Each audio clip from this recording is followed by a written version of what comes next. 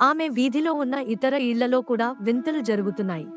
ఆమెకు దూరంగా కొన్ని ఇళ్లలో ఒక కుటుంబం నివసించేది. ఒకరోజు రాత్రి కూతురు బాగా తలనొప్పితో పడుకుంది. మరుసటి రోజు ఆమె చనిపోయింది. ఆమె అనూరిజం నుండి మరణించింది. ఆమె అంత్యక్రియల తర్వాత కుటుంబం వారి మనస్సును విషాదం నుండి బయటపడేయడానికి తండ్రి వారి పెంపుడు జంతువులను తనిఖీ చేయమని మా మామను మా అమ్మ సోదరుడిని అడిగారు. నా తల్లి మరియు నాన్న ఆ సమయంలో డేటింగ్ చేస్తున్నవారు అతనితో వెళ్లారు.